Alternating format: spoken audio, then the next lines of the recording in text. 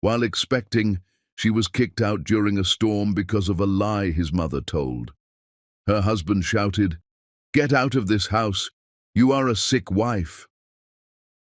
3 hours later, the police called in horror, and her husband turned pale when he realized what had really happened. Hi, my beautiful family. Welcome back to Mr. Peter Stories, your own family story channel.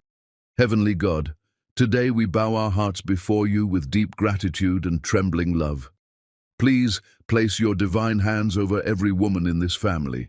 Cover her with honor, protect her dignity, and strengthen her spirit in ways no hardship can ever break. She carries the weight of homes, the silence of pain, the patience of love, and the courage no one sees. Yet she still rises every day with grace. Bless her body with health, her mind with peace, and her heart with comfort that reaches her in quiet moments when no one asks how she is. Lord, reward every woman for the tears she never showed, the sacrifices she never counted, and the love she gave without conditions. Let her never feel invisible, never feel weak, never feel alone. Surround her with respect in this world and mercy in every step she takes. May her prayers be answered before they leave her lips, and may her life be filled with warmth, safety, and deep, lasting joy. My beautiful family, this channel exists because of love, faith, and respect, especially for the women who stand as the backbone of every home and every story we tell here. Stay with me, feel this prayer, and let this space remain a place of honor, healing, and togetherness. If your heart is true, like the video. If your love is real, write, "I am with Mr. Peter." Let's start with love. The thunder started just as Judy Fraser-Reed finished folding the last of the tiny white onesies. 7 months pregnant, her back aching and her feet swollen, she stood in the nursery of their suburban home and felt something close to peace. The baby kicked hard against her ribs, and she smiled, pressing her hand to the spot. She'd spent the entire afternoon preparing this room, painting the walls a soft cream color, arranging stuffed animals on the shelf, hanging tiny clothes in the closet. Everything perfect, everything ready. "Your daddy is going to love you so much," she whispered to her belly, running her fingers over the smooth fabric of a miniature dress. "We both will. We're going to be so happy."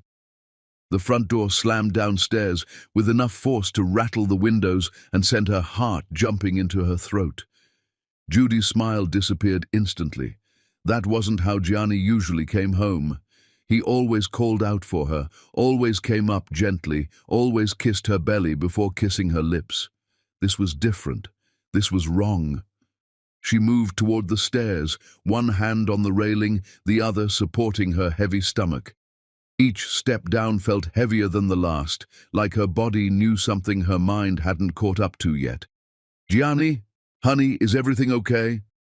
No answer, just footsteps pounding up the stairs, fast and angry, taking them in aggressive bounds.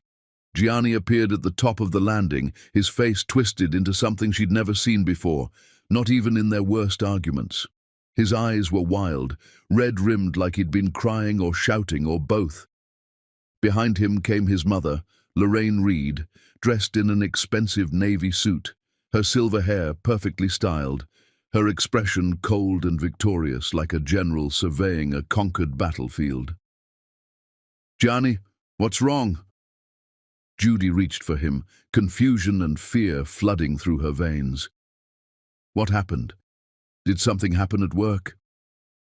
He jerked away from her touch like she'd burned him, like her fingers carried poison. "Don't! Don't you dare touch me with those lying hands!" Judy's heart started hammering against her ribs, matching the frantic kicks of the baby inside her. "What are you talking about? What happened? Please, you're scaring me." Lorraine stepped forward, her heels clicking against the hardwood floor with military precision. She held a manila folder like a weapon, like evidence at a trial. "Show her, Gianni. Show her the proof of what she's done to this family." "Proof of what?" Judy looked between them, her mind racing through possibilities, coming up empty. Someone please tell me what's going on, please. Gianni threw the folder at her feet with such force that papers scattered across the hardwood floor like accusations. Official-looking documents with laboratory letterheads, complex charts with lines and percentages she didn't understand. But the words at the top were clear enough, damning enough: DNA paternity analysis. "Pick them up," Gianni said, his voice shaking with barely controlled fury. Every word precise, cold, measured. "Pick them up and explain to me how you got pregnant 3 weeks before our wedding. Explain to me whose baby you're really carrying." The room tilted, the walls seemed to close in. Judy grabbed the doorframe to steady herself, her legs suddenly weak. "What? Gianni, that's not... I don't understand what you're saying." "The DNA test doesn't lie, dear." Lorraine's voice was silk over steel, sweet and poisonous.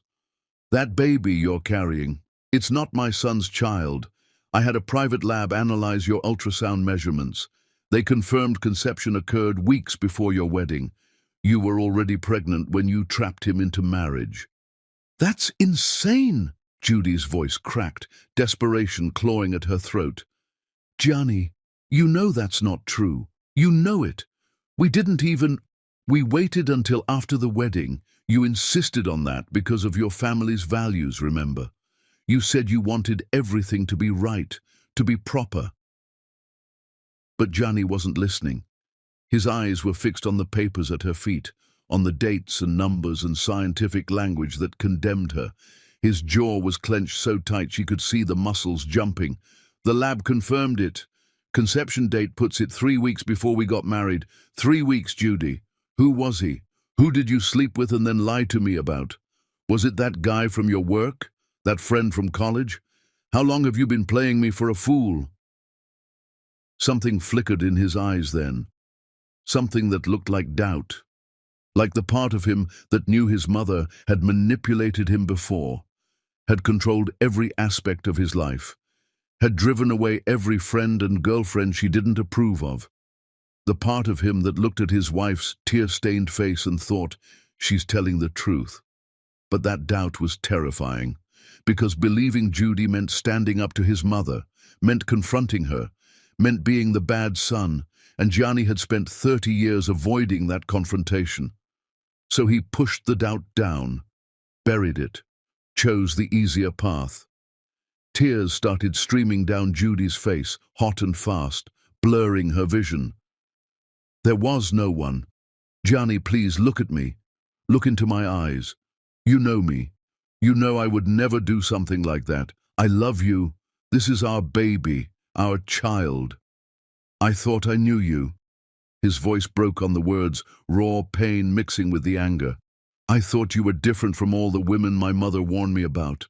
But she was right. She said you were just after my money, that you weren't good enough for this family, that girls from your background always had ulterior motives. And I defended you.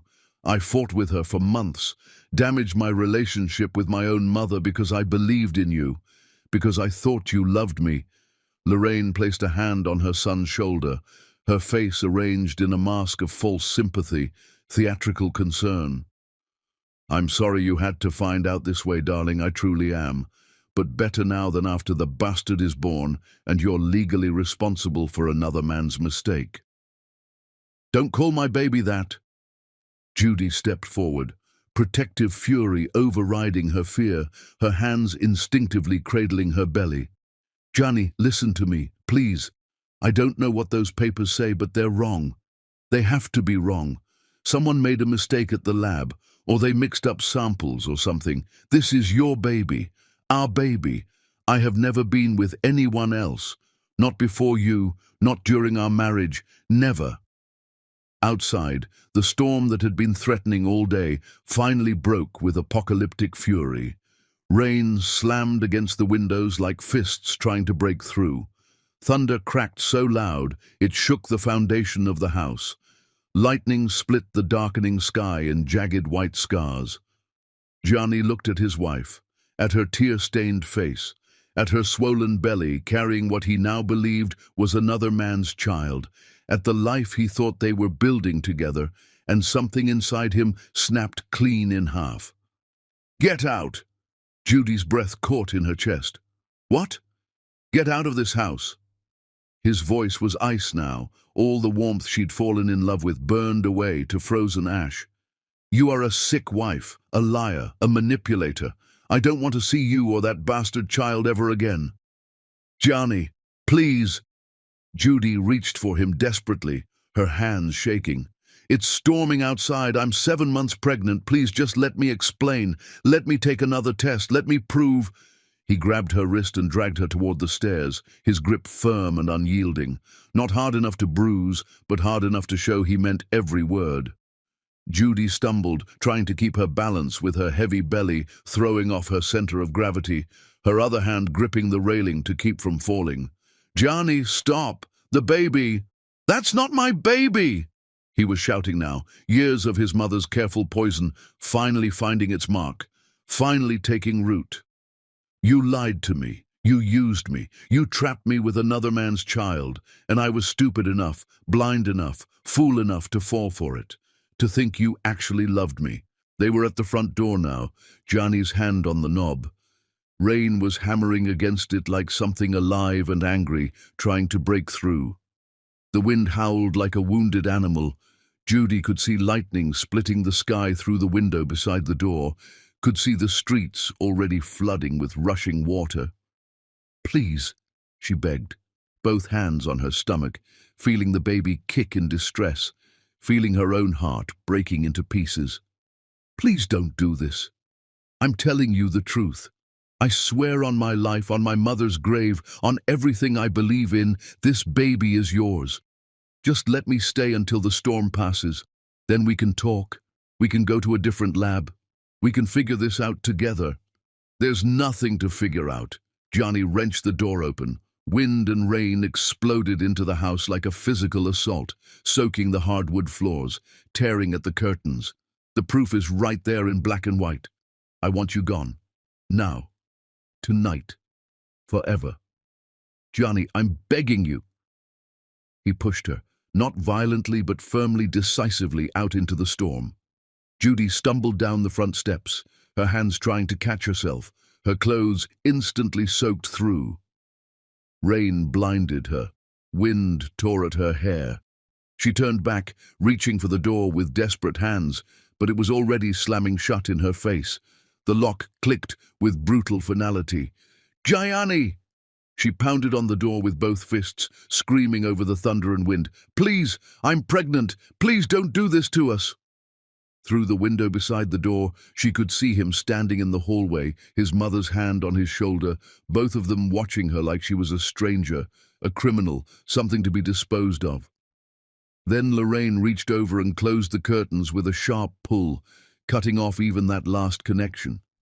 Judy stood there in the rain, shaking from cold and shock and disbelief, one hand supporting her belly as the baby kicked frantically inside her, sensing her distress.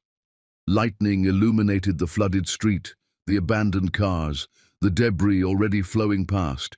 She had no phone, no wallet, no keys. Everything was inside the house, inside the home that was no longer hers. A contraction hit without warning, sharp and sudden and wrong. Too early, too strong, too painful. Judy gasped, doubling over on the front lawn as pain ripped through her abdomen. The baby was in distress. She needed help. She needed a hospital. She needed someone to believe her. She started walking, stumbling down the flooded street in the darkness. Rain pounded her like fists from heaven. Thunder drowned out her sobs. Another contraction hit, this one stronger, more insistent, and she fell to her knees in rising water that soaked through her clothes and chilled her to the bone. Help! She tried to scream, but the storm swallowed her voice like it had never existed. Somebody help me, please, my baby.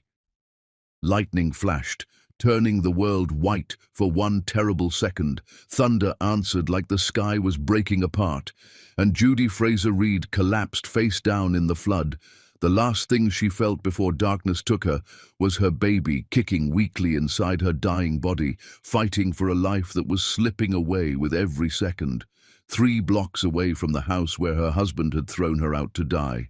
3 blocks away from the man who chose his mother's lies over his wife's truth, 3 blocks away from everything she thought her life would be. Inside the Reed house, Gianni sat on the couch, the DNA papers scattered around him like fallen leaves. His hands were shaking.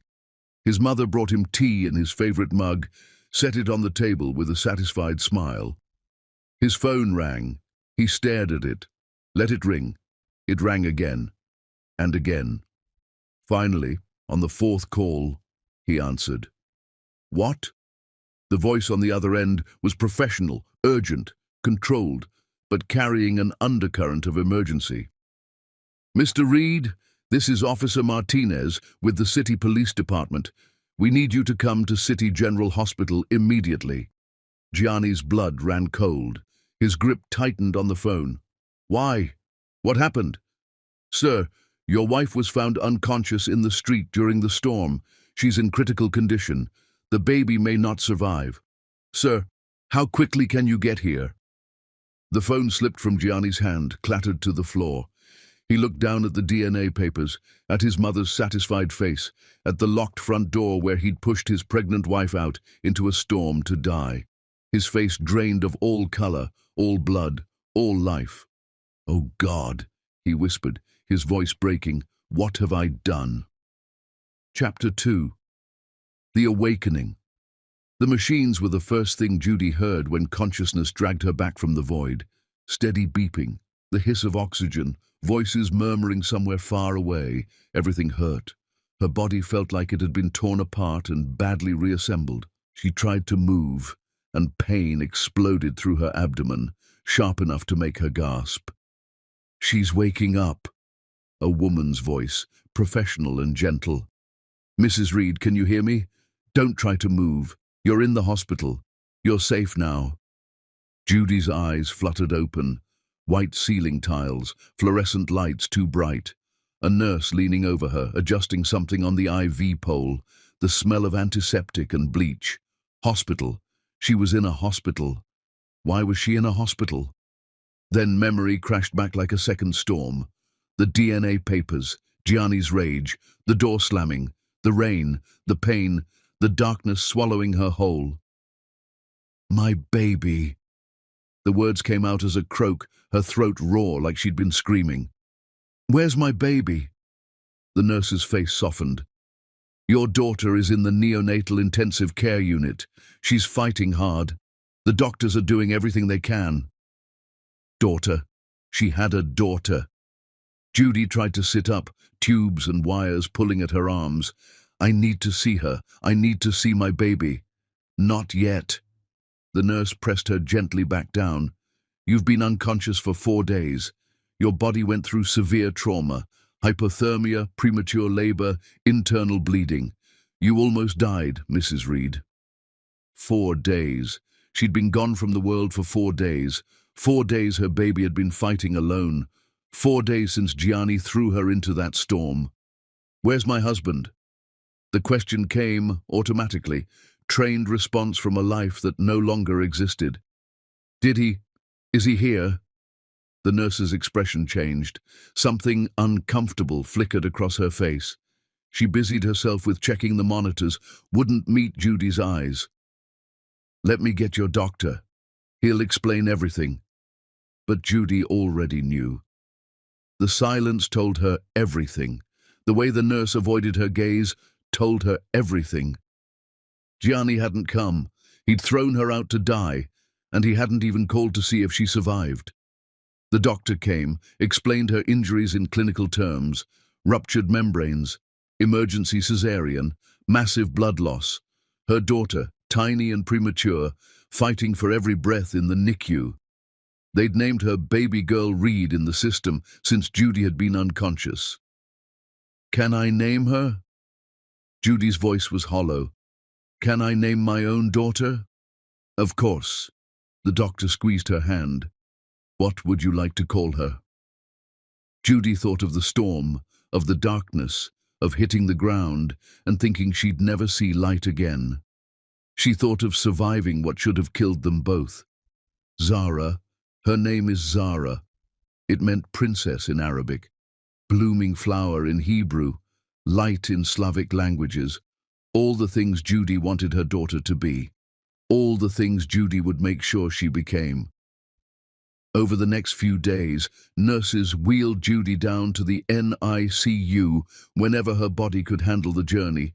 Zara was so small, barely the size of Judy's forearm, connected to more machines than seemed possible. But she was alive. She was breathing. She was here. And so was someone else. The man appeared in Judy's hospital room on the 5th morning, holding flowers. Sunflowers, bright and hopeful, completely incongruous with her situation. He was tall, broad-shouldered, with kind eyes and hands that looked like they'd built things, fixed things, created things. "You don't know me," he said, his voice quiet and careful, like he was trying not to startle a wounded animal. "My name is Ben Oliver. I'm the one who found you in the street during the storm." Judy stared at him. This stranger, this man who'd saved her life when her own husband left her to die. "You pulled me out of the water." "Yes."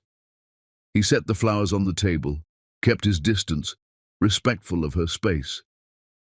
"I was driving home from work, saw you fall, got you to the hospital as fast as I could. You saved my life." The words felt inadequate. "You saved my daughter's life."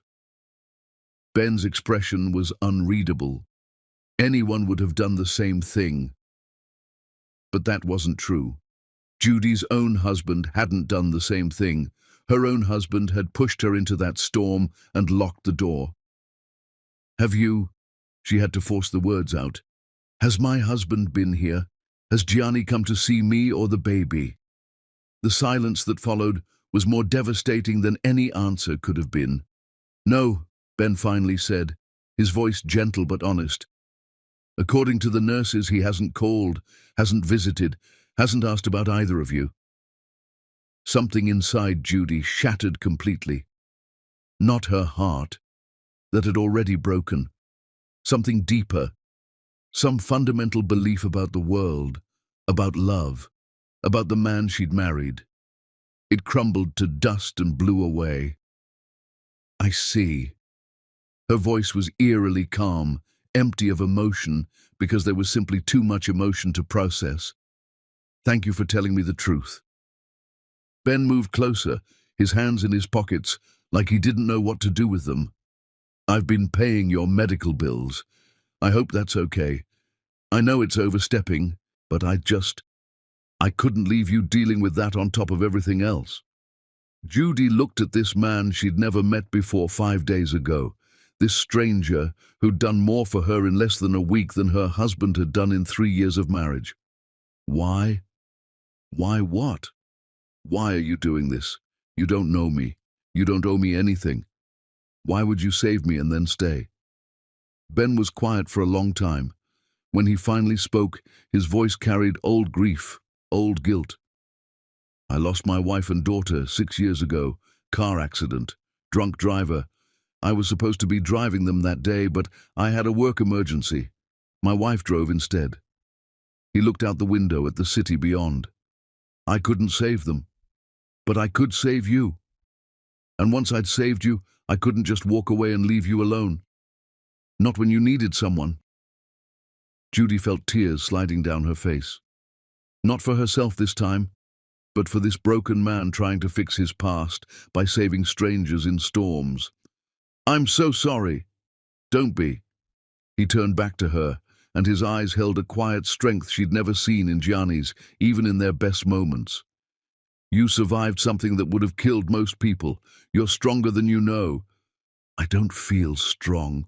Judy wiped her eyes with shaking hands. "I feel destroyed. Destroyed things can be rebuilt." Ben's voice was certain, like he knew this from experience. "Stronger than before. Better than before. You'll see." Later that night, after Ben had left, after the nurses had done their rounds, after the hospital had settled into its nighttime rhythm, Judy lay in her bed and stared at the ceiling. She thought about Gianni sleeping peacefully in their house.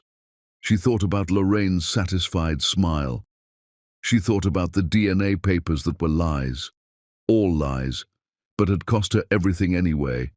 And she thought about her daughter fighting for her life 3 floors down, this tiny warrior who'd survived a storm and refused to give up. Judy placed both hands on her empty, aching belly, where Zara had been growing just days ago. She spoke quietly, a promise to the darkness, to the machines, to the child who couldn't hear her, but would know this truth eventually. Your father threw us away like garbage. He chose lies over truth, his mother over his wife, cruelty over compassion. But we survived. We're still here. And I swear on everything I have left, we will rise from this. We will become so strong, so successful, so powerful, that he will spend the rest of his life knowing what he destroyed. We will be queens, baby girl. Queens who bowed to no one and needed no one. Do you hear me? We will be queens. The machines beeped their steady rhythm. The hospital hummed its nighttime song. And somewhere in the NICU, Zara kicked her tiny feet and kept breathing, kept fighting, kept surviving, because that's what queens do. Chapter 3. The Guest House. 3 weeks later, Judy stood in the hospital parking lot holding Zara in her arms and had nowhere to go. The doctors had finally cleared them both for discharge. Zara was still fragile, still needed careful monitoring, but she was strong enough to leave. They'd survived the hardest part. Now came everything else. "Do you have someone to pick you up?" the discharge nurse had asked, clipboard in hand, going through the final paperwork. Judy had lied, said yes, said someone was coming. The nurse had smiled and wished her luck and left her there with a folder full of instructions for caring for a premature infant and absolutely no plan for what came next. She had no house. Gianni had changed the locks. Her name wasn't on the lease. She'd checked the bank account from a borrowed phone and found it empty, closed, her access revoked. She had no car, no money, no family. Her parents were dead. Her friends had all been Gianni's friends first. She had nothing except the hospital gown she was still wearing under a donated jacket and the tiny, fragile daughter in her arms.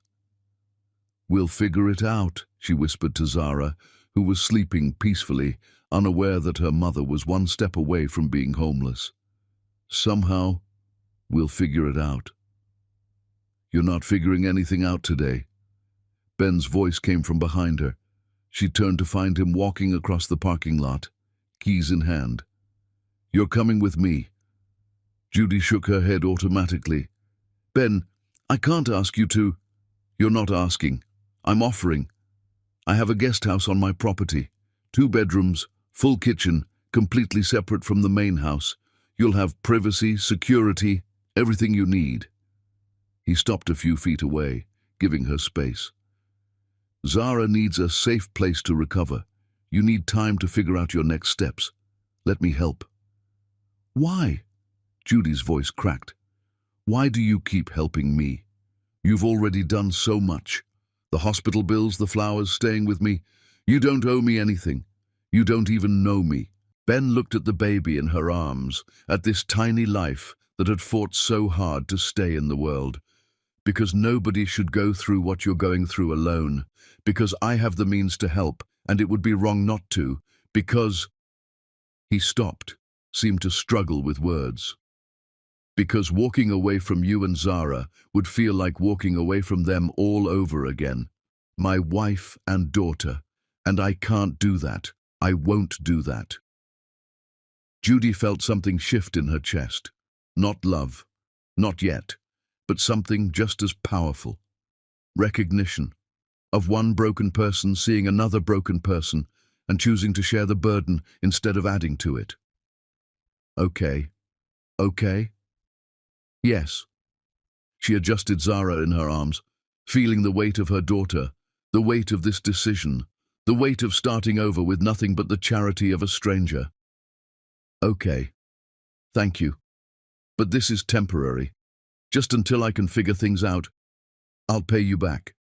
Every penny of the hospital bills, the rent, everything, I promise." Ben's smile was small but genuine. I'm not worried about that. Come on, let's get you both home. The drive to Ben's property took them out of the city, into an area where houses sat on acres of land instead of cramped lots. Ben's estate was beautiful, all rolling green lawns and mature trees, a long driveway leading to a massive main house that looked like something from a magazine. But he drove past it, around to the back where a smaller house sat nestled among oak trees, private and peaceful. Here we are. He parked, came around to help her out of the truck. I had my sister stock the fridge and the baby supplies. If you need anything else, just let me know. The guest house was more than Judy could have imagined. Hardwood floors, high ceilings, large windows, letting in natural light. The furniture was comfortable, but not ostentatious. One bedroom had been set up as a nursery, complete with a crib, changing table, rocking chair, everything Judy had lost when Gianni threw her out. Ben, this is too much. Judy walked through the rooms, Zara still asleep in her arms. This is too generous. I can't accept this. You already did. He stood in the doorway, hands in his pockets, that quiet strength radiating from him. Listen, I know you don't like taking charity. I get that. But right now you need help. Accepting help isn't weakness. It's survival. And Zara needs you to survive. He was right. Judy looked down at her daughter's tiny face, at the delicate features and rosebud mouth. Zara needed her strong, capable, focused. Zara needed her alive. Pride was a luxury she couldn't afford. Thank you. The words felt inadequate for what he was giving her. Truly, thank you. You're welcome. Ben moved toward the door. I'll let you settle in. I'm in the main house if you need anything. Anytime, day or night. My number's on the fridge.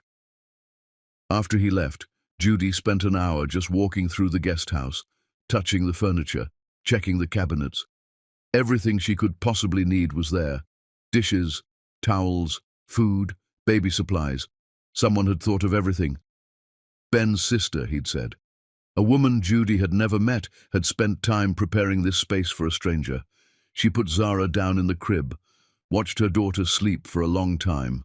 The baby was so small, so fragile, but already Judy could see strength in her, the way her little fists clenched, the determined set of her mouth even in sleep.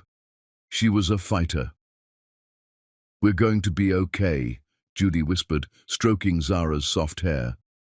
I don't know how yet, but we're going to be okay.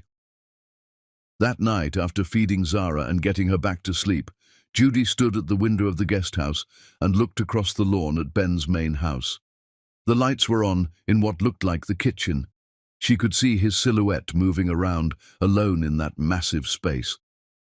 On impulse, she walked over to the main house, knocked softly on the back door. Ben answered, surprise crossing his face. Is everything okay? Does Zara need something? No, everything's fine. Judy wrapped her arms around herself against the cool night air. I wanted to thank you properly, face to face. What you're doing for us, it's more than kindness. It's giving us a chance to survive, to rebuild. I won't forget that. Ben leaned against the doorframe, and for the first time since she'd met him, he looked tired, bone-deep tired, like he'd been carrying weight for a very long time. Can I tell you something? Of course. When I lost my wife and daughter, I lost myself too. I kept working, kept building my company, kept going through the motions, but inside I was empty. I blame myself for not being there, for letting them drive without me that day. I've spent 6 years punishing myself. He looked past her, at the guest house, at the life he was helping her rebuild. Helping you? Helping Zara? It's the first time in 6 years that I've felt like maybe I'm not completely useless, like maybe I can still do some good in this world. Judy felt tears sting her eyes. You're not useless. You're the opposite of useless. You're the reason we're alive. And you're the reason I remember why being alive matters. His voice was quiet, honest. So thank you too. They stood there in the doorway for a long moment, two broken people holding each other up with words and presence, and shared understanding of what it meant to lose everything and somehow keep breathing. Finally, Judy stepped back. "Good night, Ben." "Good night, Judy." She walked back to the guest house, back to her sleeping daughter, back to the life she was going to build from absolute zero. Through the window, she saw Ben's silhouette in his kitchen, and she noticed something she hadn't before. He sat down at the table and picked up a framed photograph, held it gently like it was made of glass. His wife and daughter, the family he'd lost, the grief he carried. Judy turned away, giving him privacy for his pain. She understood now. Ben wasn't saving her. They were saving each other. The next morning she woke to find grocery bags on her doorstep. Fresh fruit, vegetables, coffee, all the things new mothers need.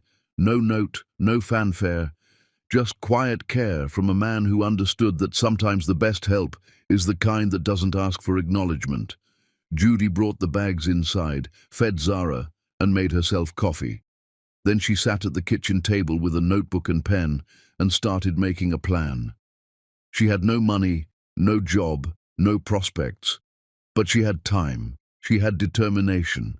She had a daughter who needed her to be strong. And she had a stranger who'd become something more than a stranger, who'd given her the gift of space to heal and time to plan and safety to dream. It was more than enough to start with. It was everything. Chapter 4. Rising from ashes. 6 months crawled by in the guest house, each day blending into the next with the rhythm of new motherhood. Zara grew stronger, her tiny lungs finally catching up to where they should be. She smiled now, laughed, reached for things with chubby hands.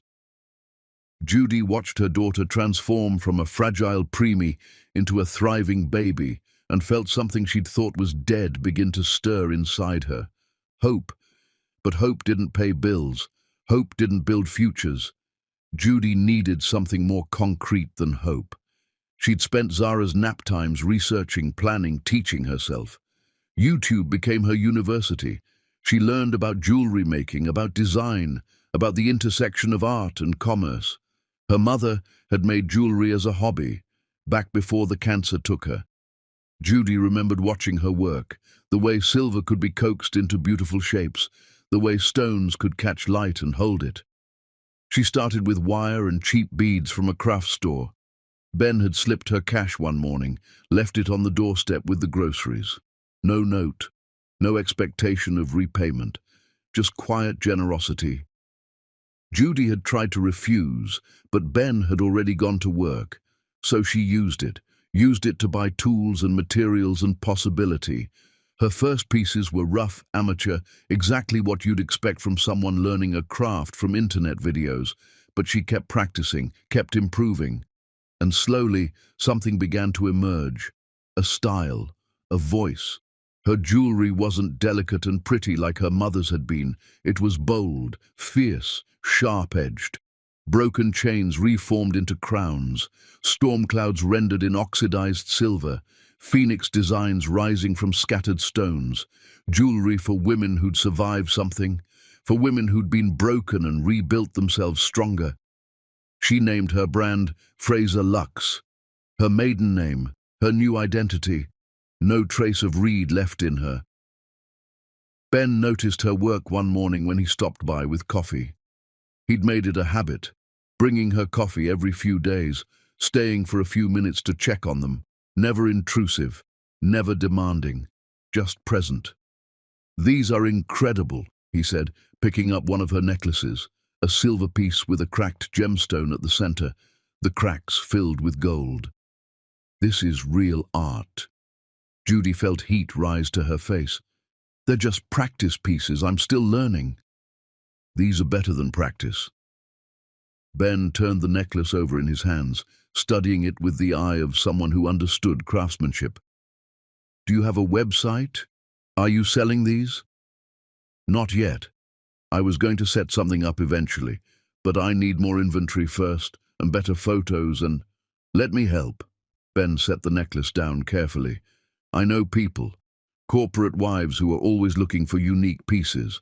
Let me show them your work. No pressure, just some initial interest. Judy wanted to refuse, wanted to prove she could do this herself, but pride was still a luxury she couldn't afford. And Zara needed diapers and formula and a mother who could provide. Okay, thank you. Within a week, Ben had shown her pieces to 3 of his business associates' wives. Within 2 weeks, she had her first order. A custom necklace for a CEO's wife, willing to pay more than Judy made in a month at her old retail job. She worked on that piece like her life depended on it, because it did. She sketched designs for days before settling on the right one. A serpent coiled around a sword, delicate and deadly at once. She worked while Zara napped, while Zara played, sometimes through the night when insomnia and anxiety wouldn't let her sleep anyway. When she delivered the finished piece, the woman's face lit up. "This is extraordinary. Do you have a card? I need to tell everyone about you." Judy didn't have cards, didn't have a website, didn't have any of the things a real business needed. But she had Instagram, and she had a phone, and that night she posted her first photo. The serpent necklace against black velvet, lit dramatically, captioned simply, "Fraser Lux, for the women who refuse to break." The CEO's wife shared it, tagged her friends, and suddenly Judy's phone was exploding with messages, orders, questions, interest, real tangible interest in her work. The orders came in faster than she could fill them. She worked until her fingers bled, until her eyes burned, until Zara cried for attention, and Judy had to force herself to stop and be a mother instead of a desperate woman trying to build an empire from wire and stones. Ben found her one night at 2 in the morning, sitting on the guest house porch, crying from exhaustion and stress and the overwhelming feeling of being so close to something but not quite able to reach it. "Hey." He sat down beside her, didn't touch her, just offered presence. "What's wrong?" "I have 50 orders." Judy wiped her eyes angrily. 50 people want my jewelry, and I can't fill them fast enough. I'm one person with a baby and a broken life, and I can't keep up, and I'm going to fail and disappoint everyone, and—" "Stop!" Ben's voice was gentle but firm. "You're not going to fail. You're going to hire help. You're going to expand. You're going to build this business properly." "With what money?" Judy laughed bitterly. "I'm barely scraping by as it is." "With my investment." Ben pulled out a check, already written, already signed. "Consider this a business loan. 0 interest. Pay me back when you can. Use it to hire an assistant, buy better equipment, rent a proper workspace, build Fraser Lux into what it deserves to be." Judy stared at the check. The amount made her dizzy. "Ben, I can't accept this. It's too much. You've already done too much." "I'm not giving you charity. I'm investing in a business I believe in a woman I believe in." He pressed the check into her hand. "You're going to pay me back with interest, even though I don't want it, because you're going to be successful. I can see it." That night, Judy laid awake staring at the check, thinking about Ben's quiet faith in her, thinking about the orders piling up, thinking about the woman she used to be and the woman she was becoming. In the morning, she deposited the check, hired 2 artisans to help with production, bought professional equipment, rented a small studio space downtown. Fraser Lux stopped being a dream and started being real. And then the divorce papers arrived. The courier came on a Tuesday morning, handed her the envelope with bored efficiency. Judy signed for it with Zara on her hip, opened it standing in the doorway. Legal language. Dissolution of marriage. Abandonment cited as cause. Infidelity cited as cause. All lies, all poison Gianni had swallowed, and now was spitting back at her through lawyers. She should have felt something. Anger, grief, something. But all she felt was cold relief. This was the final cut, the final severance from the man who'd thrown her into a storm. She signed the papers that afternoon, didn't read them carefully, didn't fight for anything, didn't want anything from him except distance, just signed her name in all the required places and put them in the return envelope. Before she sealed it, she took one of her necklaces, the first one she'd ever made, rough and imperfect, a broken chain reformed into a crown. She wrapped it in tissue paper and tucked it in with the divorce papers. No note, no message, just the jewelry. A crown for the queen he'd thrown away. Ben found her that evening sitting on the porch, the signed papers beside her, staring at nothing. "You okay?" He sat down, his presence steady and calm. He filed for divorce, cited abandonment and infidelity, all lies. But he believes them, or wants to believe them. "I don't know which is worse." "I'm sorry." "I'm not." Judy picked up the envelope. "This is freedom. This is the door closing on that life. I don't want anything from him. Not his name, not his money, not his apologies. I just want him gone." She walked to the mailbox at the end of the driveway, Ben following silently. She put the envelope in, raised the flag. Done. Finished. Over. "I used to think love meant something," she said quietly, watching the envelope sitting there waiting for pickup. "I used to think marriage was sacred, that vows mattered, that when someone said they loved you, they meant through everything, through doubts and storms and lies told by bitter mothers. But I was wrong. You weren't wrong." Ben's voice was certain. He was wrong. The right person would have believed you, would have questioned his mother, would have chosen you. Judy turned to look at him. This man who'd chosen her every single day for months without asking anything in return. "Why didn't you ever get remarried? After your wife?" "Because I couldn't find anyone I wanted to protect more than I wanted to protect myself." He met her eyes. "Until now." The words hung in the air between them, heavy with meaning neither of them was ready to fully acknowledge. Judy looked away first. "I should get back.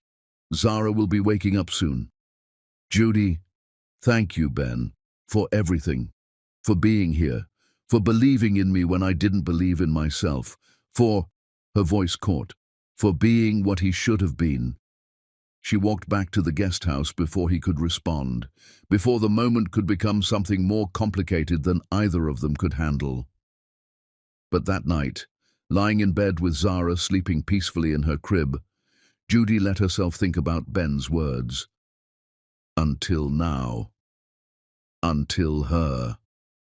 She pressed her hands over her face and told herself firmly that she couldn't afford to think about that, couldn't afford to feel anything for anyone. She had a business to build, a daughter to raise, a life to construct from rubble. Love was a luxury she'd already paid for once. She wouldn't make that mistake again. But as she drifted off to sleep, her last thought was of Ben's eyes when he said those words, the way he looked at her like she was something precious instead of something broken. And despite everything, despite all her promises to herself, she felt something warm unfurl in her chest, something that felt dangerously like hope, the kind of hope that could destroy you if you weren't careful, the kind that could save you if you were brave enough to let it. Chapter 5. The Billboard. 18 months after the storm, Judy Fraser stood in downtown traffic and stared up at her own face, looming 40 feet tall above the street. The photographer had captured her in profile, chin raised, eyes fierce, one of her crown necklaces catching light around her throat. Bold white text proclaimed, "Fraser Lux, forged in fire, built to last." Her business had exploded beyond anything she could have imagined. What started as wire and cheap stones in Ben's guest house had become a multi-million-dollar brand. Celebrities wore her pieces on red carpets. Fashion magazines featured her designs. She'd opened 3 boutiques, hired a full staff, moved production to a real facility, and now there was a billboard, her face, her success, her middle finger to everyone who'd ever counted her out. She took a photo on her phone, sent it to Ben with the caption, "Made it, boss." He responded immediately with a string of celebration emojis and "I knew you would." She was still living in his guest house, had been for the entire 18 months. She'd offered to move out a dozen times, but Ben always found reasons why she should stay. The guest house was going unused anyway. Zara loved the space to run around. The commute to the city would be hell from anywhere else. All valid reasons, all excuses for them both. Because the truth was, neither of them wanted her to leave. They'd fallen into a rhythm, a partnership that wasn't quite friendship and wasn't quite family, but was something precious and comfortable and good. Ben still brought coffee some mornings. Judy cooked dinner some evenings. They watched Zara grow together, celebrating her milestones like co-parents who weren't actually parents at all. It was enough. It had to be enough. Judy told herself that every night. That morning, Johnny Reed sat in traffic 3 cars behind where Judy had been standing. He was heading to a client meeting, his mind on contracts and deals and the business that had consumed his life since the divorce. The divorce he'd pushed through without ever speaking to Judy again, without ever seeing his daughter, without ever questioning whether his mother might have lied. He glanced up at the billboard to distract himself from traffic, and his breath stopped in his chest. That face. He knew that face. The shape of her jaw, the curve of her neck, the way she held herself like she was daring the world to come at her. But it couldn't be. It couldn't be Judy. Judy had disappeared. Judy had taken the divorce money and vanished. His mother had assured him of that. Said she'd probably gone back to wherever she came from, said good riddance to trash. But that was her face, older, harder, infinitely more powerful than the soft woman he'd married, but undeniably her. Gianni's hands started shaking on the steering wheel. The car behind him honked. He jerked forward, pulled into a parking lot, sat there staring at that billboard until his eyes burned. Fraser Lux. That was her maiden name. She'd built a business, a successful business, successful enough for downtown billboards. She wasn't broken, wasn't destroyed, wasn't any of the things he'd assumed she would be. She'd survived, without him, despite him, in defiance of him. Something cracked inside Gianni's chest, something he'd been keeping locked for 18 months. That doubt from the night of the storm, the doubt he'd felt when he looked at Judy's face and known deep down that she was telling the truth, that his mother was lying. He'd pushed it down then, chosen the easier path, avoided the confrontation with his mother that terrified him more than anything. But now, staring at Judy's success, at the empire she'd built without him, that doubt roared back with devastating force. He drove to his mother's house instead of his meeting, burst through the door without knocking. Lorraine was in her sitting room, declining slowly, her health failing, though doctors couldn't say why. Guilt, Gianni sometimes thought, though she'd never admit it. Did you know? His voice shook. Did you know she was successful? That she built a company? Lorraine's face went pale. What are you talking about? Judy! There's a billboard downtown. She's thriving, and I need to know. He moved closer, something dangerous in his eyes. Was the test real? Did you really find an independent lab? Or did you pay someone to lie? Johnny, please, tell me the truth. The shout echoed through the house. I threw my pregnant wife into a storm. I need to know if you lied. Lorraine's composure crumbled. I was protecting you. The words hit like a physical blow. What? She wasn't good enough. No connections, no family, no money. I found a lab technician who needed cash. He manipulated the ultrasound measurements, made conception look earlier than it was. Her voice was barely a whisper. I thought I was saving you from a mistake. Gianni's world imploded. You made me believe my wife cheated. You made me throw her out. She could have died. The baby could have died. But they didn't. They survived. And look, she's successful. You destroyed my family. Johnny's voice went cold. And I let you, because I was too much of a coward to stand up to you. Because some part of me knew you were lying and I ignored it. because avoiding confrontation with you was easier than believing in my wife." He turned to leave. "Where are you going?" Lorraine's voice was terrified. "To find my daughter, to see if there's any way to fix what we destroyed." He looked back once. "And Mother, I'm done. With you, with letting you control my life. I should have stood up to you years ago, but I didn't, and that cowardice is mine to carry. I'm dying."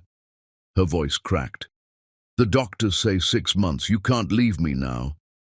You were my mother, but you stopped being family when you destroyed mine." He walked out, sat in his car outside her house, and broke completely. Not for his mother, but for Judy, for Zara, for the life he'd destroyed because he'd been too weak to choose courage over comfort. He'd spent his whole life being a coward, and in the one moment when courage mattered most, he'd failed. Now he had to face what that cowardice had cost him. He hired a private investigator. Within days, he had a report. Judy lived at Oakmont Estate in Ben Oliver's guest house. His daughter was 2 years old, and another man was raising her. Gianni stared at the surveillance photos until they blurred. That was his daughter. That little girl with Judy's smile. That was Zara. And there was Ben Oliver, standing where Gianni should be standing. He'd lost everything, and he'd given it all to another man. Tomorrow, he decided. Tomorrow, he'd face what he'd done, face his own cowardice, finally take responsibility, even if it was 18 months too late. Chapter 6. The fortress. Gianni pulled up to the iron gates of Oakmont Estate at 9 in the morning, his hands slick with sweat on the steering wheel. The investigator's photos hadn't prepared him for the scale of this place. Rolling lawns, mature trees, the kind of property that screamed old money and quiet power, the kind of place Gianni's mother had always dreamed their family would have. And Judy lived here. His ex-wife, the woman he'd thrown into a storm, lived in a guest house on grounds more impressive than any place he'd ever lived. A security guard approached his car, professional but wary. "Can I help you, sir? I'm here to see Judy Fraser. I'm Gianni Reed. I'm her—" He stopped. What was he? Ex-husband felt like an accusation. The man who destroyed her felt too honest. "I'm her daughter's father." The guard's expression didn't change. "One moment, please." He spoke into his radio, voice low. A pause. Then, "I'm sorry, sir. Miss Fraser doesn't have you listed as approved visitors. You'll need to leave the property. Please, just tell her I'm here. Tell her I need to talk to her. 5 minutes. That's all I'm asking." Desperation made Gianni's voice crack. "Tell her I know the truth about the DNA test. Tell her I know my mother lied. Please." Another radio conversation. Longer this time. Gianni's heart hammered so hard he thought it might explode. Finally, the guard returned. "Sir, Ms. Fraser has asked me to inform you that she has nothing to say to you. She's requested that you leave the property immediately and not return. But I need to see my daughter. I have rights, sir." The guard's voice went hard. "You have no rights here. You need to leave, now. If you return, we'll call the police." Through the gates, Gianni could see the guest house. A small figure appeared in one of the windows. Judy. She stood there looking at him, her face completely blank. No anger, no tears, no emotion at all. Just empty, cold assessment. Like he was a stranger, less than a stranger. Like he was nothing. "Judy!" Gianni got out of the car, moved toward the gate. The guard blocked him. "Judy, please, I was lied to. I didn't know. Please, let me explain." She didn't react, just stood there watching him fall apart at her gates. Then, with deliberate slowness, she reached up and closed the curtains. Shut him out like closing a book she'd already read and had no interest in finishing. That gesture, more than anything else, destroyed him. The absolute dismissal, the complete absence of caring. He wasn't even worth her anger anymore. The guard's hand was on his arm now, firm and unyielding. "Sir, you need to go. Don't make this harder than it has to be. Johnny got back in his car, his whole body shaking. As he turned around to leave, he saw another figure emerge from the main house. A tall man, broad-shouldered, moving with quiet confidence toward the guest house. Ben Oliver, the man from the photographs. Ben didn't even glance at Johnny's car, just walked straight to Judy's door, was let inside immediately. Through the window, Johnny saw him crouch down, saw a small child run to him, saw Ben lift her up with easy familiarity, saw his daughter hug this stranger with pure, uncomplicated love. Johnny drove away with tears streaming down his face. Over the next week, he tried everything. He sent letters, 50 of them. All returned unopened, returned to sender, stamped in red ink. He sent flowers every day. The florist finally called and said she'd been instructed to stop accepting orders for that address. He sent gifts for Zara, toys, books, a massive dollhouse, all returned without even being opened. He showed up at the gates 3 more times. Each time, security turned him away faster. The last time, they threatened to get a restraining order. He tried calling. Her number was disconnected. He tried emailing. The emails bounced back. She'd erased him from her life so completely it was like he'd never existed. Finally, in desperation, he went to her boutique downtown, waited outside until he saw her through the window, talking to staff, holding fabric samples, every inch the successful businesswoman. He walked in, and the moment she saw him, her expression went arctic. "Get out." "Judy, please, I just need to talk to you." "I said get out." Her voice was loud enough that staff and customers turned to look. "You are not welcome here. You are not welcome anywhere near me. I know what my mother did. I know the DNA test was fake. I know I was lied to." The words tumbled out of Johnny in a desperate rush. "I'm not asking you to forgive me. I'm not asking for anything except a chance to apologize. To explain." "Explain what?" Judy's voice could have cut glass. "Explain that you believed the worst of me without a single question. Explain that you threw your pregnant wife into a storm and locked the door. Explain that you never called the hospital, never checked if we lived or died, never even asked if your daughter survived. I thought she wasn't mine. I thought you'd betrayed me, and I told you I hadn't. I begged you to believe me. I was standing in the rain, 7 months pregnant, bleeding and dying, and you locked the door." Her voice broke on the last word. The entire boutique had gone silent. "You chose your mother over me. You chose lies over truth. You chose cruelty over love. Those were your choices, Gianni, not hers. Yours." I know, and I'm sorry. I'm so sorry." Gianni felt tears streaming down his face, didn't care who saw. Please let me meet my daughter. Let me try to make this right." "Your daughter?" Judy laughed, and the sound was bitter as poison. "You have no daughter. You threw her away before she was born. Ben Oliver has spent 2 years being her father, feeding her, playing with her, reading to her every night. He's the one she calls for when she's scared. He's the one she trusts. You're just the man whose DNA she shares. That doesn't make you her father. I want to fix this. I want to be in her life. Then you should have wanted that 2 years ago when it mattered." Judy turned away from him, spoke to her manager. "Call security. Get him out of my store." "Judy, please." 2 security guards appeared, large men with no-nonsense expressions. They took Gianni's arms, walked him toward the door. He didn't fight. What was the point? At the door, he turned back one last time. "I loved you. I know you don't believe that now, but I did love you, and I destroyed it. I destroyed us. And I have to live with that for the rest of my life." Judy met his eyes across the boutique. Her voice, when she spoke, was quiet enough that only he could hear. "Good. I hope it destroys you the way you tried to destroy me. The difference is, I survived. I rose. I became something powerful. And you?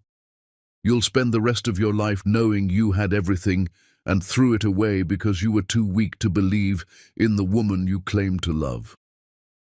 The guards pushed him out onto the sidewalk.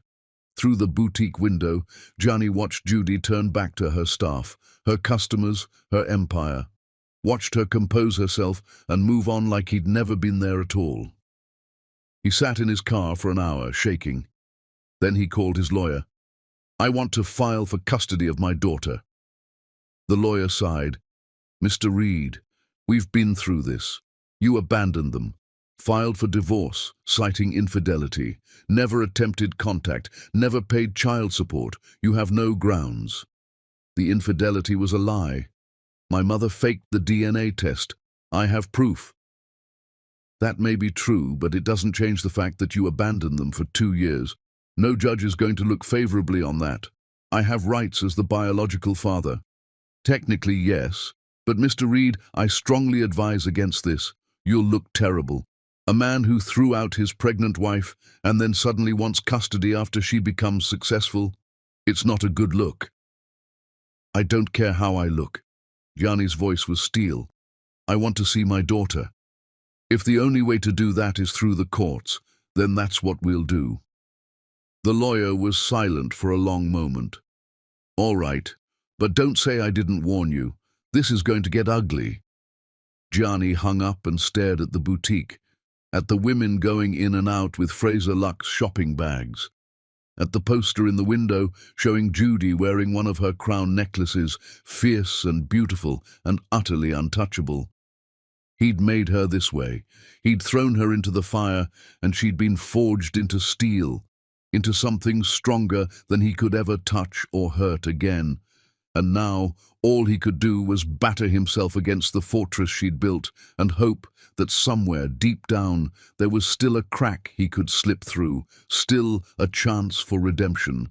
But looking at her face in that poster, at the absolute certainty in her eyes, Gianni knew the truth.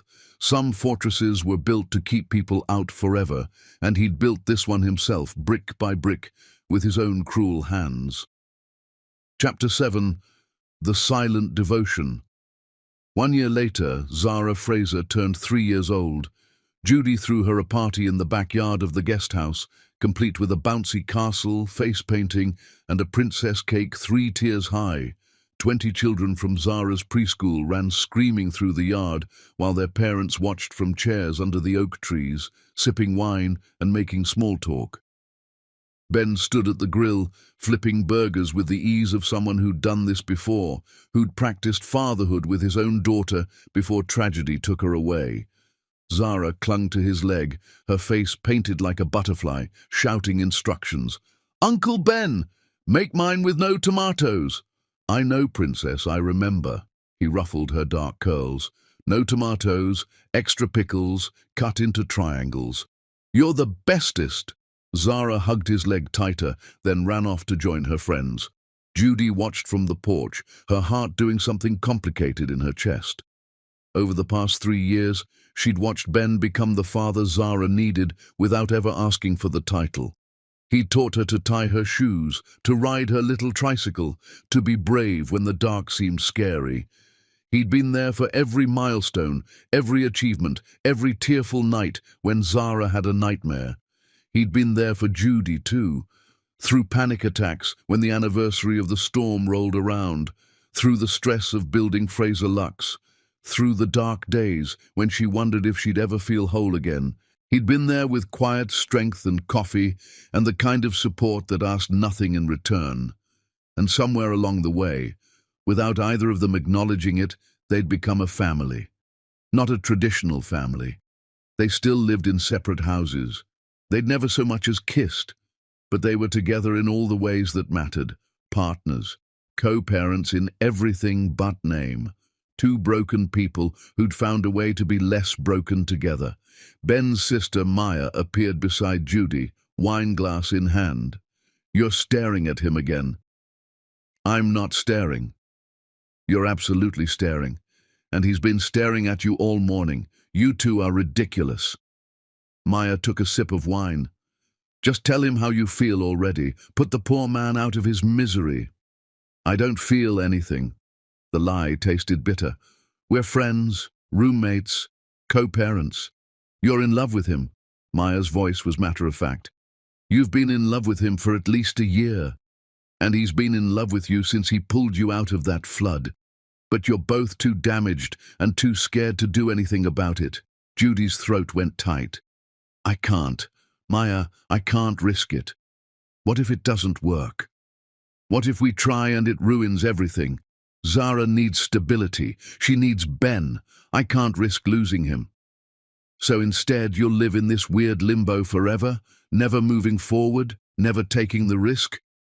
Maya shook her head. That's not living, Judy. That's just surviving. And you've been surviving long enough. Don't you want to actually live? Before Judy could answer, Zara came running over, face sticky with frosting.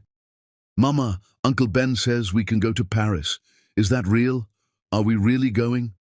Judy crouched down, wiping frosting from Zara's cheek. We're going for business, baby. Mama has meetings there. But yes, we can see the Eiffel Tower and eat lots of pastries. And Uncle Ben's coming? Zara's eyes were wide with excitement. Yes, Uncle Ben's coming. Good. I don't like when Uncle Ben isn't there. It doesn't feel right. Zara threw her arms around Judy's neck. We're all supposed to be together. That's how families work. Out of the mouths of babes, Judy hugged her daughter tight, looked over Zara's shoulder to find Ben watching them with an expression that made her chest ache. Longing mixed with resignation, hope mixed with fear. Everything she felt mirrored in his eyes. The Paris trip happened 2 weeks later. Fraser Lux had been invited to participate in Fashion Week, showcasing Judy's pieces alongside established designers. It was a massive opportunity, a sign that she'd truly made it in the industry. Ben had insisted on coming, framing it as security, but Judy knew it was more than that. They flew business class, Zara pressed to the window, exclaiming over every cloud. Ben sat beside Judy, their shoulders touching in the cramped seats, both of them acutely aware of every point of contact. Paris was a dream. Their hotel overlooked the Seine. Zara was enchanted by everything, her 3-year-old mind blown by cobblestone streets and pastry shops and the sheer oldness of it all. Ben carried her on his shoulders through the Louvre, both of them laughing at the serious paintings. Judy trailed behind with her camera, capturing moments that felt almost painfully perfect. The fashion show was a triumph. Judy's pieces were featured prominently, worn by models who moved like warriors down the runway. The audience response was electric. Buyers placed orders. Fashion editors requested interviews. Judy stood backstage afterward, champagne in hand, feeling like she'd finally stepped into the life she was supposed to have. Ben found her there, his eyes bright with pride. You did it. You actually did it. We did it, Judy corrected. I wouldn't be here without you, without your belief in me. No, Ben's voice was firm. This is all you, your talent, your determination, your strength. I just got to watch you become who you were always meant to be. They were standing too close. Judy could feel the warmth radiating from him, could smell his cologne mixed with the Paris air. The moment stretched, heavy with 3 years of unspoken feelings. Ben, Mama! Zara came running, grabbing Judy's hand. The lady said I can have more petit fours. Can I? Please? The moment broke. Ben stepped back, that careful distance restored. Judy smiled at her daughter. Just one more, baby. Then we need to go back to the hotel. That night, after Zara was asleep in the adjoining room, Judy and Ben stood on the balcony overlooking Paris. The Eiffel Tower glittered in the distance. The city hummed with life below them. It felt like a moment out of time, separate from their real lives back home. Can I ask you something? Judy's voice was barely audible over the city sounds. Always. Why did you never try to... Why did we never... She couldn't finish the sentence, couldn't put words to the thing that lived between them. Ben was quiet for a long time. When he spoke, his voice was raw with honesty. Because when I pulled you from that water, you looked like my wife, helpless and dying. And I realized I'd been given a second chance. Not to save her, she's gone forever. but to save you. And then I watched you survive, watched you fight for your life and Zara's life, watched you build an empire from nothing. And somewhere in there, I stopped seeing you as someone who needed saving and started seeing you as someone I couldn't imagine living without.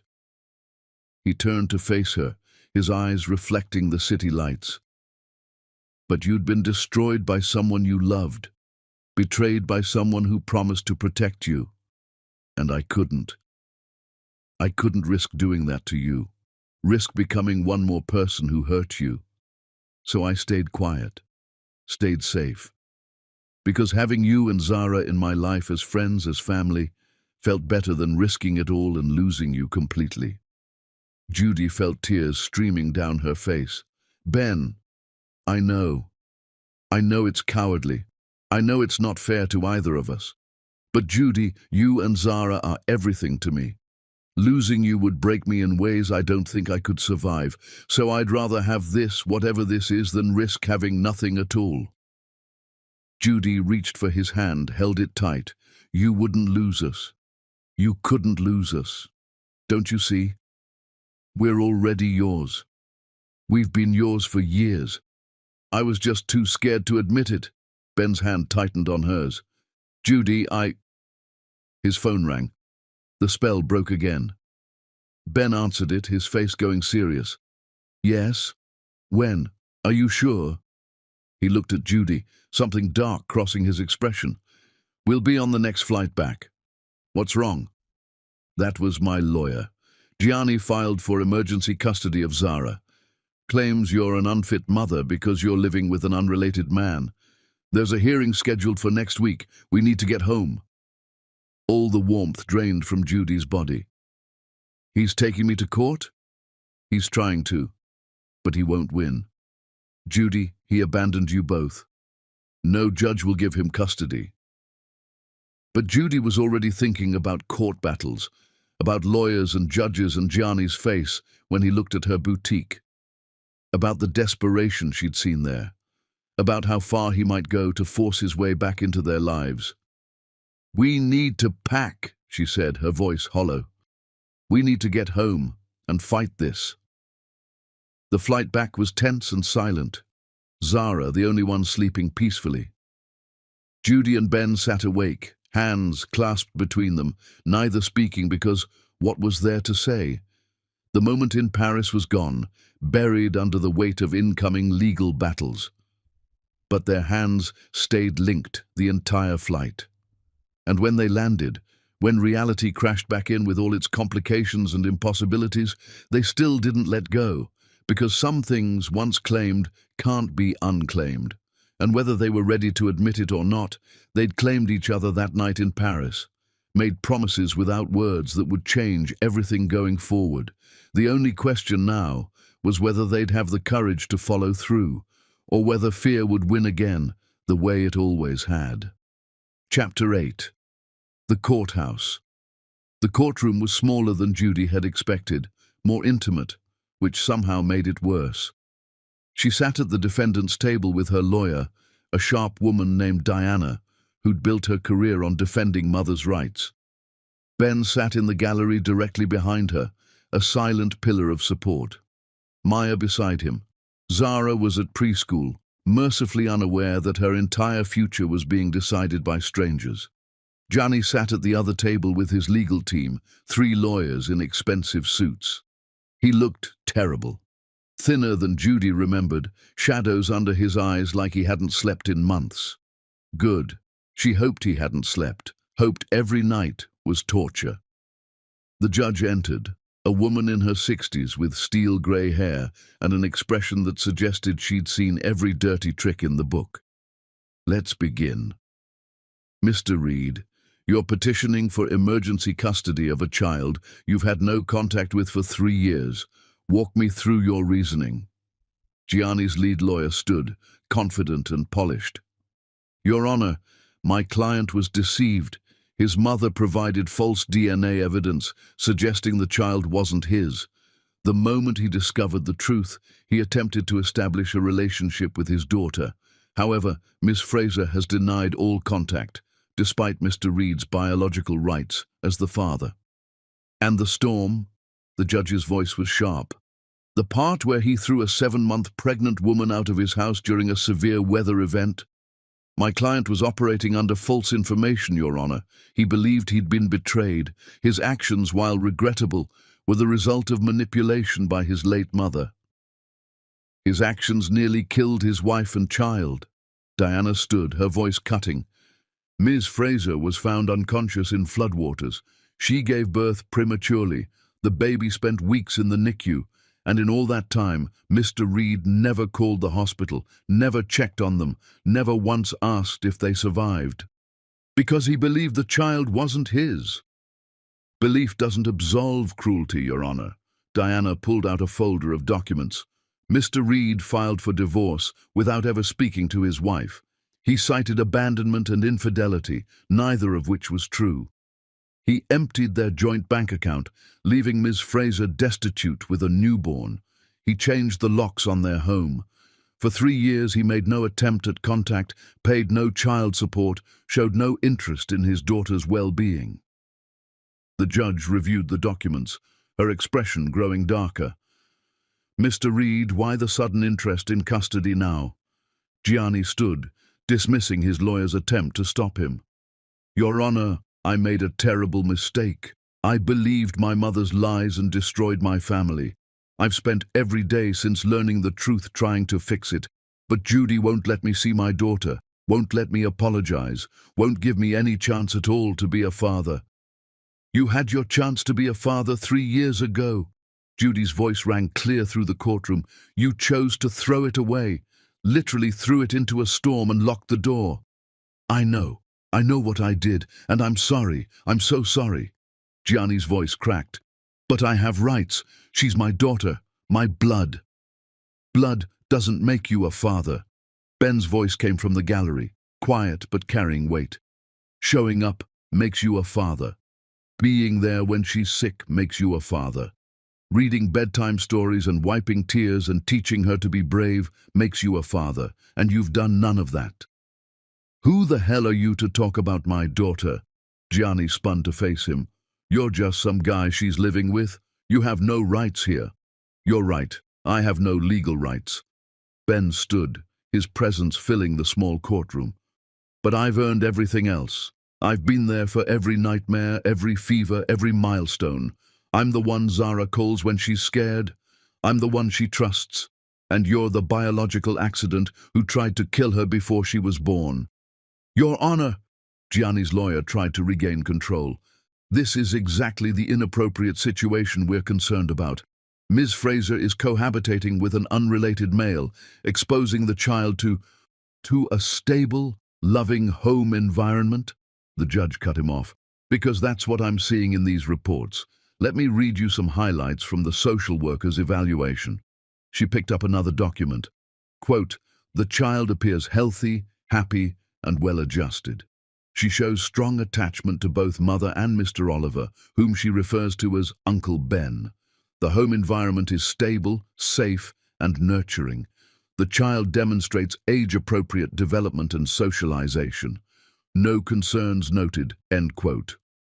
She set down the document and fixed Gianni with a stare that could melt steel. Mr. Reed, let me be very clear. You don't get to abandon your family, ignore them for 3 years, and then suddenly demand custody when the mother becomes successful. That's not how this works. I'm not trying to take her away. I just want to meet her, to know her, to have some kind of relationship. Gianni's desperation was palpable. Please, Your Honor, I know I don't deserve it. I know I destroyed everything. But she's my daughter. Doesn't that mean anything? The judge was silent for a long moment, studying him. Finally, she spoke. Against my better judgment, I'm going to grant you one supervised visit. 1 hour with a court-appointed supervisor present at a neutral location. After that, the child gets to decide if she wants further contact. Thank you, Your Honor. I'm not finished. The judge's voice went hard. If you upset that child, if you cause her any distress, if you do anything that makes her uncomfortable, I will personally ensure you never see her again. Do you understand? Yes, Your Honor. Thank you. Thank you so much. The judge turned to Judy. Ms. Fraser, I know this isn't what you want, but he does have biological rights, and courts prefer to keep parental relationships intact when possible. However, the child's well-being is paramount. If at any point you feel this arrangement is harmful, you come back to me immediately. Judy nodded, her throat too tight to speak. Outside the courthouse, Gianni tried to approach her. Ben stepped between them immediately, a wall of protection. Don't. I just want to talk to her. You heard the judge. One supervised visit. That's all you get. Ben's voice was ice cold. And if you do anything at all, to hurt that little girl, I don't care what the law says. You'll answer to me. Is that a threat? It's a promise. Ben didn't back down, didn't blink. Judy survived you once. Zara will survive you too. But you're going to have to survive knowing that you had everything and threw it away, and no court order can fix that. Gianni watched them walk away, Ben's hand on Judy's back, guiding her toward the car. He stood there in the courthouse parking lot, victory hollow in his mouth. He'd gotten his visitation, 1 hour with the daughter he'd never met. But watching Judy and Ben move together, watching the way she leaned into him, watching the unity they projected, Gianni knew the truth. He'd won the battle in court, but he'd lost the war 3 years ago when he locked that door, and no amount of legal maneuvering would ever change that simple, devastating fact. Chapter 9. 1 hour. The supervised visit was scheduled at a family counseling center, neutral territory with cheerful walls and toys scattered across a carpeted playroom. Gianni arrived early, pacing like a caged animal, practicing what he'd say, how he'd explain, wondering if a 3-year-old could possibly understand the word mistake and the weight it carried. The court-appointed supervisor, a kind-faced woman named Mrs. Patterson, watched him with professional sympathy. Mr. Reed, try to relax. Children can sense tension. Just be yourself. Be himself. The man who'd thrown away his family. Great advice. The door opened and Judy entered, holding Zara's hand. Ben was behind them, his presence a clear message. I'm here. I'm watching. I'm ready to intervene. Gianni's breath caught when he saw Zara properly for the first time. She was beautiful, dark curls like Judy's, but his eyes, his nose, his stubborn chin. She was wearing a yellow dress with butterflies on it, her hair in 2 neat ponytails. She looked at him with open curiosity, no recognition, no connection, just a stranger her mother had brought her to meet. Zara, this is... Judy's voice wavered. She'd rehearsed this. This is Gianni Reed. He's your biological father. What's biological? Zara asked, the question honest and innocent. It means he's the person whose DNA you share. Judy crouched down to Zara's level. But you don't have to call him Daddy or anything special. You can just call him Gianni if you want. Or Mr. Reed. Zara studied Gianni with the brutal honesty of a 3-year-old. Why are you crying? Gianni hadn't realized he was. He wiped his eyes quickly. Because I'm happy to meet you. I've wanted to meet you for a very long time. Mama says you made a very bad mistake. Zara's voice was matter-of-fact, just reporting the information she'd been given. Is that true? Judy winced. Ben's jaw tightened, but Gianni nodded. Yes, I made the worst mistake anyone could make. I hurt your mama when she needed me most, and I missed out on knowing you. Mama says we should forgive mistakes if people are really, really sorry. Zara tilted her head. Are you really, really sorry? More than I could ever explain. Okay. Zara accepted this with the simple logic of childhood. She sat down in the playroom and picked up a doll. Gianni sat nearby, careful not to crowd her. He'd brought gifts, expensive ones, but suddenly they felt hollow. A giant stuffed bear, a designer dress, books she probably couldn't read yet. Zara looked at them politely. "Thank you. Those are very nice." But she didn't touch them, just kept playing with the dolls she'd already had, creating some elaborate story about a princess and a dragon. "Do you want to play together?" Gianni tried to inject warmth into his voice, tried to connect. "Okay." Zara handed him a toy dragon. "You can be the dragon who tries to steal the princess, but then Uncle Ben saves her. That's how the story goes." Uncle Ben? Of course. Maybe the dragon could be nice this time? Maybe he could apologize to the princess? Zara considered this seriously. But why did he try to steal her in the first place? Because he was confused. Someone lied to him and made him think the princess was bad, but she wasn't bad at all. She was good, and the dragon was too stupid to see the truth. That's sad. Zara's little face scrunched up with concern. The dragon should have asked the princess about it instead of just believing the lies. You're absolutely right. He should have. They played for a while, Zara directing the story, Gianni following her lead. But there was no warmth there, no connection. She was polite to him the way she'd be polite to any adult. A teacher, a store clerk, someone her mother told her to be nice to. Halfway through the hour, Zara got up and walked over to where Ben and Judy sat on the other side of the room. She climbed into Ben's lap without asking, curled against his chest like it was home. "Uncle Ben, I'm hungry." "We'll get lunch after this, princess." Ben wrapped his arms around her naturally, the gesture so practiced, it was clearly their normal routine. Gianni watched his daughter nestle into another man's arms and felt his heart shatter all over again. That should be him. That comfort, that trust, that love. That should have been his. "Do you like him?" Zara asked Ben, loud enough for the whole room to hear. "The biological man?" "That's not really my business, sweetheart." Ben's answer was diplomatic. "Your mama says it's important for you to know where you came from. But we don't need him, right?" Zara's voice was small, worried. "We're okay with just us? You and Mama and me? We're more than okay." Ben kissed the top of her head. "We're perfect." Zara smiled, satisfied. She stayed in Ben's lap for the rest of the visit, occasionally glancing at Gianni, but showing no interest in returning to play with him. When Mrs. Patterson announced that time was up, Zara hopped down and went directly to Judy, grabbing her hand. "Can we go now?" "Yes, baby." Judy picked her up, balanced her on her hip. "Say goodbye to Mr. Reed." "Bye."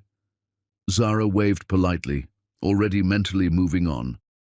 "Thank you for the toys." "Zara, wait." Johnny's voice was desperate. "Can I see you again? Would you like that?" Zara looked at Judy. "Do I have to?" The question was a knife between Johnny's ribs.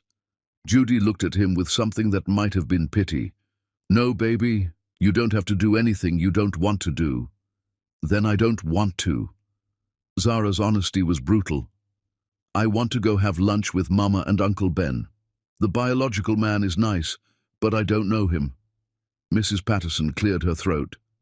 "Miss Fraser, legally you're required to—" "The child has expressed her preference." Judy's voice was steel wrapped in velvet.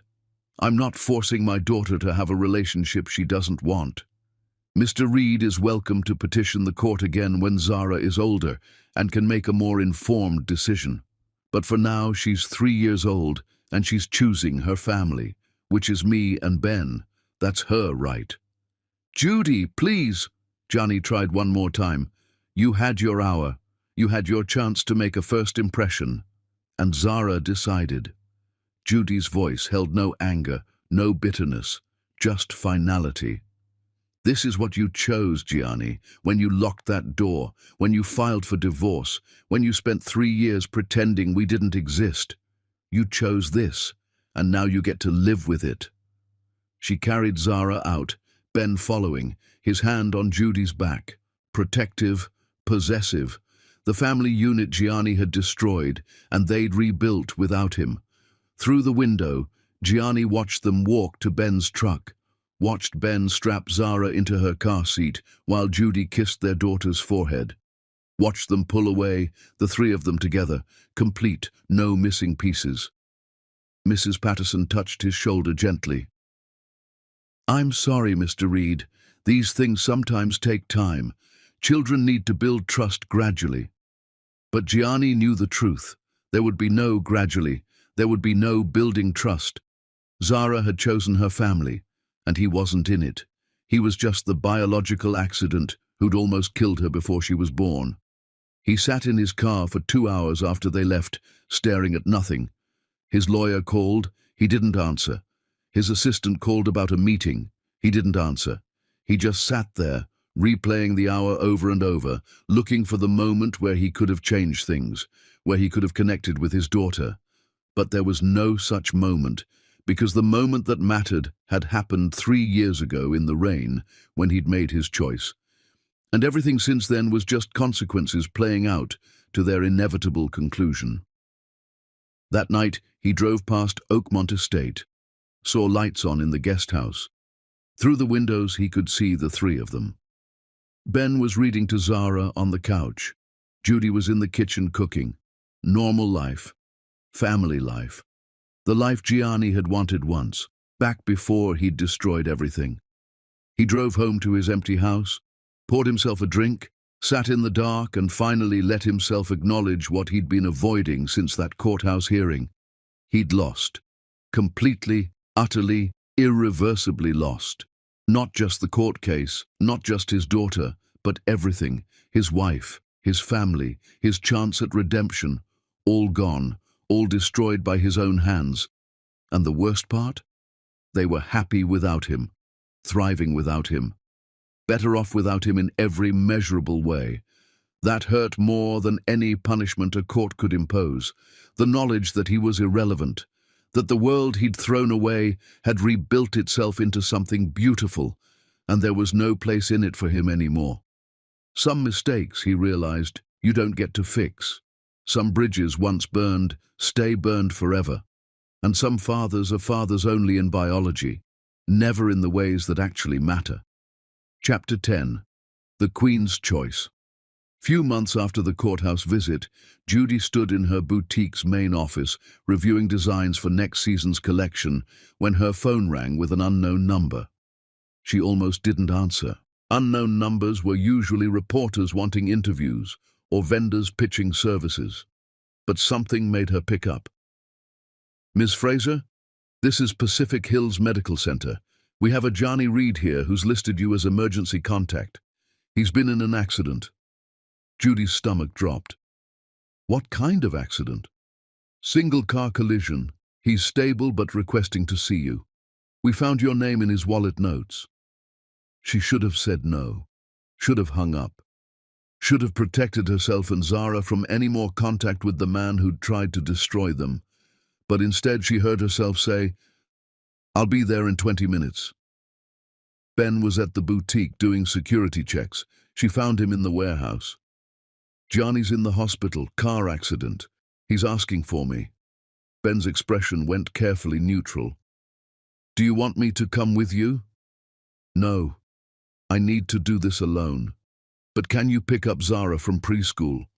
I don't know how long I'll be." "Of course." He touched her arm gently. "Judy, you don't have to go. You don't owe him anything." "I know.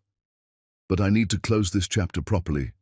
I need to look him in the eye and say what needs to be said. And then I need to walk away and never look back."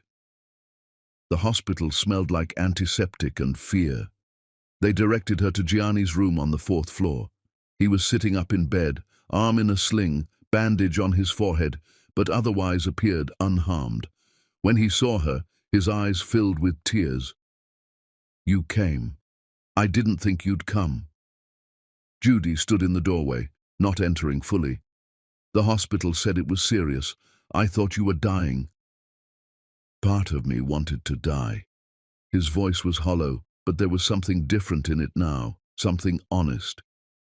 I wasn't paying attention, lost control of the car. Part of me just let it happen, didn't fight to stop it.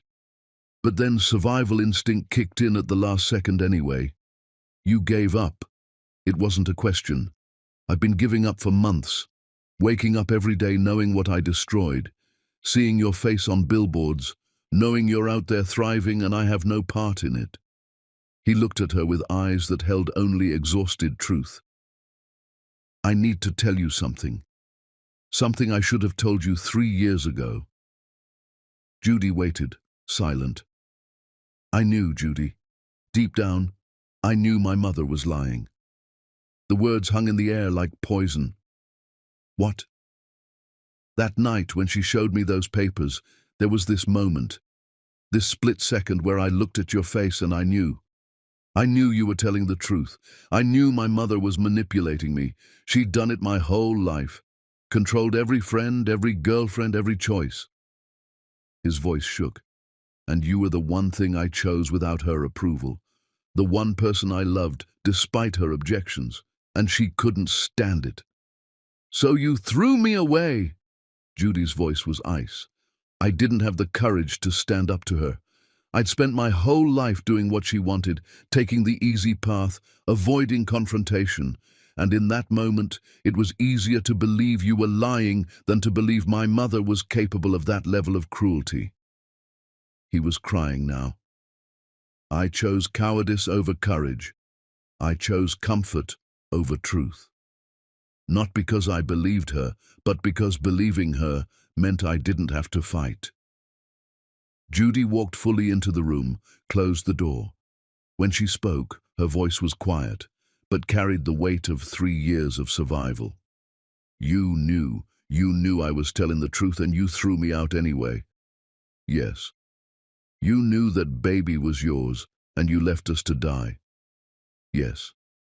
Not because you were deceived, but because you were weak. Yes. Gianni's voice broke. I was weak. I've been weak my entire life, and you and Zara paid the price for my cowardice. Judy stood there, processing this confession, knowing that he'd doubted, that he'd sensed the truth and chosen to ignore it, that he'd sacrificed her to avoid confronting his mother. Somehow that was worse than if he'd been completely deceived. You want to know what you can do? She leaned against the wall. Sign papers, giving up all parental rights to Zara. Let Ben adopt her properly. Let our daughter have a father who actually shows up. You want me to give her up? Gianni looked devastated. You already gave her up, 3 years ago, when you chose the easy path over the right one. I'm just asking you to make it legal. Judy's voice was steel. She doesn't know you, doesn't want to know you, and I won't force a relationship that causes her confusion and pain. She's my daughter. No, she's Ben's daughter, in every way that matters. You're just a coward whose DNA she unfortunately shares. Judy moved toward the door, done with this conversation.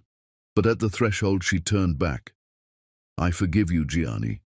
Not because you deserve it, but because holding on to anger about you was taking up space in my heart that belongs to better things. To Zara, to my business, to Ben, to the man who pulled me from the water and then stayed, the man who showed me what courage looks like. You love him. I do. I love him more than I ever loved you, because he's brave where you were cowardly. He's steady where you were weak. He chose me every single day without asking anything in return. Gianni closed his eyes. I hope he knows how lucky he is. He does, because unlike you, he doesn't take the people he loves for granted. She left then, walked out of that hospital room and didn't look back. Drove home to Oakmont Estate, to the guest house that had been her sanctuary. Ben's truck was in the driveway. Through the window she could see him and Zara making dinner together, both laughing, flower in Zara's hair. Judy sat in her car for a moment, watching them. Her family. The family she'd built from ashes and determination, and the quiet devotion of a man who'd saved her, and then never stopped. She went inside. Zara ran to her immediately. Mama, we're making pizza. Uncle Ben let me put on all the cheese. I can see that, baby. Judy kissed her daughter's flour-dusted head, then looked up to find Ben watching her with quiet concern. How is he? Ben asked carefully. Broken. Finally honest about his cowardice, but broken. Judy moved closer, close enough to feel his warmth. I told him to sign over his parental rights. Let you adopt Zara properly. Ben's eyes widened. Judy, are you sure? I've never been more sure. She reached up, touched his face. You're her father in every way that matters, and I want her to have your name. I want us to be official, a real family. Us? Ben's voice was careful, hopeful. Yes, us. Judy's smile was real, full. I love you, Ben Oliver. I've loved you for a long time. I was just too scared to say it. But I'm not scared anymore. And I love you. Ben's hands cupped her face, his touch gentle and reverent. I've loved you since the moment I pulled you from that water. You and Zara are my whole world. They kissed then, finally, after 3 years of careful distance. Kissed like people who'd earned the right to love each other, who'd survived hell and found each other in the aftermath. You, Mama and Uncle Ben are kissing? Zara's voice broke the moment. Does this mean Uncle Ben can be my real daddy now? Judy laughed, Ben laughed, and they pulled Zara into a hug between them. Yes, baby, if you want him to be. I want. Zara threw her arms around both of them. Can I call you Daddy instead of Uncle Ben? You can call me whatever you want, Princess. Ben's voice was thick with emotion. I'd be honored. That night, after Zara was asleep, Ben pulled out a ring. Simple, beautiful, honest. I bought this a year ago. Been carrying it around, too scared to use it, but if you're ready, I'm asking. He opened the box. Judy Fraser, will you marry me? Judy looked at the ring, at Ben's hopeful face, at the life they'd built together. Yes. He slipped the ring on her finger and kissed her again, slower, deeper, full of promise. 6 months later, they married in the backyard. Zara was flower girl, throwing petals everywhere, and in a courthouse across town, papers were filed terminating Gianni Reed's rights and granting adoption to Ben Oliver. Zara Fraser became Zara Oliver, Judy Fraser became Judy Oliver, and the guest house became their first home as a married family. Fraser Lux continued to grow. They raised Zara and later 2 more children. They built a life full of love and the kind of happiness that comes from surviving hell and choosing to build heaven anyway. And Gianni Reed, he signed the papers, disappeared from their lives. The last Judy heard, through Maya, he'd moved across the country and started volunteering at a men's shelter, teaching classes on recognizing manipulation, helping other men learn to stand up to toxic family dynamics. It wasn't redemption. Nothing could fix what he'd broken, but it was growth. The slow process of learning courage when he'd spent a lifetime choosing comfort. But that was his story now. His journey. Judy's story was here. With Ben, with Zara, with the empire she'd built and the family she'd chosen. On their 5th wedding anniversary, Ben surprised her with a private exhibition. Every piece she'd ever created displayed like art. The centerpiece was that first rough necklace, the broken chain reformed into a crown.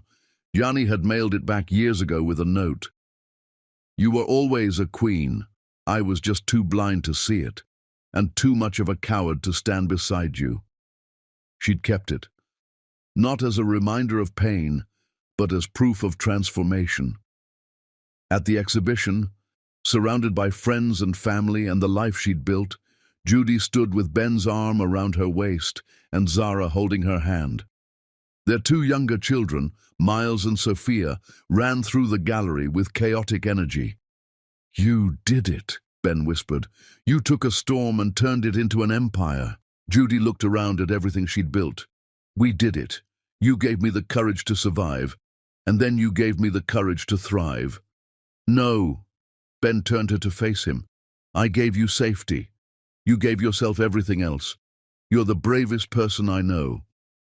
And somewhere across the country, Johnny Reed lived with his choices, with the knowledge that he'd held heaven and thrown it into a storm, with the emptiness of knowing his daughter called another man daddy and was better off for it. But he also lived with something else, the slow, painful process of learning courage, of standing up to manipulation, of helping others find strength when he'd lost his own for so long. It wasn't redemption, but it was growth. The small, daily choice to be less of a coward than he'd been the day before. And maybe that was enough. Not enough to fix the past, but enough to make the future slightly less terrible. But that was his story, his responsibility. Judy's story was here, in this gallery, with this family, with this man who'd been brave enough to save her and brave enough to love her. She was a queen, not because of what had been done to her, but because of what she'd done with it. Because she'd refused to stay broken, because she'd chosen to rise. And queens don't look back at the ashes. They're too busy building kingdoms.